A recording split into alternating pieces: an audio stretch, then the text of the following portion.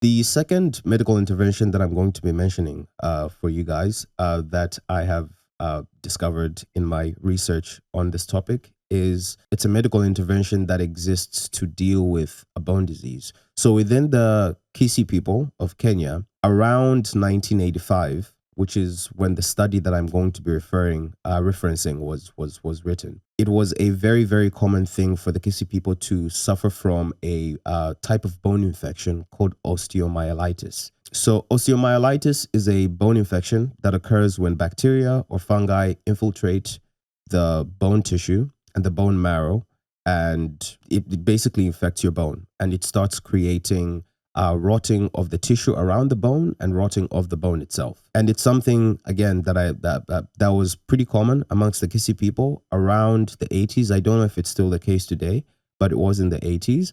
And the surgical intervention that the Kisii people used to deal with this ailment that was common amongst them was an intervention that is referred to as a sequestrectomy. At least in modern Western terms, that's what it's called.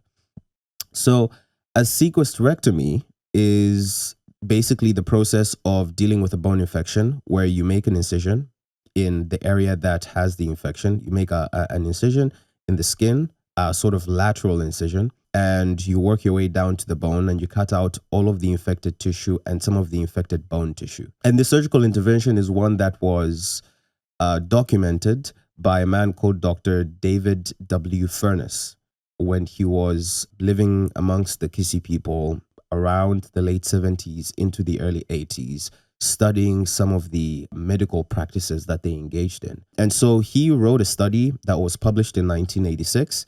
And in this study, right at the end of it, he makes mention of seeing multiple Kisii tribes people with fully healed or recovering wounds from the medical intervention being performed on them. He makes mention of this in the 1986 paper, and the people that he makes mention of who would engage in the treatment of all of these ailments is a group of people that went by the name Ababari.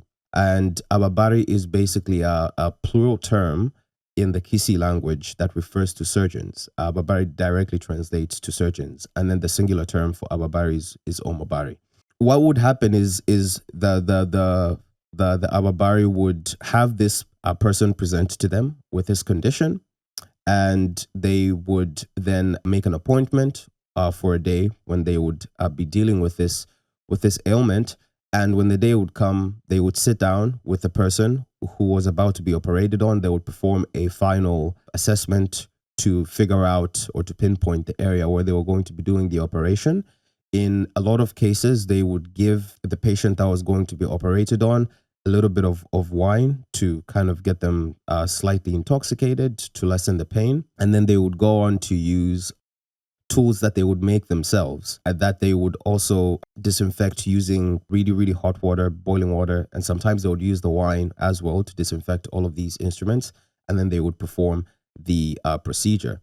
Something that was a quite striking feature of surgical interventions that were performed by the Kisii people is that when they would perform these interventions, they would typically leave the operation wound open. And what they would do is they would, on a regular basis, multiple times a week, within the first 2 months of performing the operation, they would pack it with a mixture of herbs that they would source from the local sort of forest and the local environment. And they would do that on a weekly basis, multiple times a week for the first 2 months, after which the post-operative care of the wound would then go to the family. And it would be done by the family, but it would still be done under the very, very close supervision of the Ababari themselves.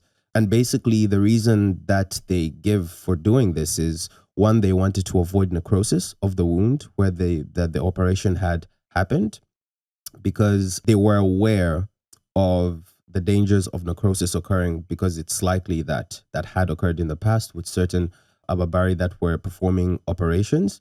So they wanted to avoid the necrosis of the wound, and it was much easier for them to use the herbs that they knew had healing properties to ensure that the wound healed properly. When Dr. David W. Furness was studying all of this and documenting it, it was around the late 70s going into the early 80s. But with all of the people that he had interviewed, the lineage of performing all of these surgeries and the lineage of all of these people and their families that performed these medical interventions goes back a very, very long time.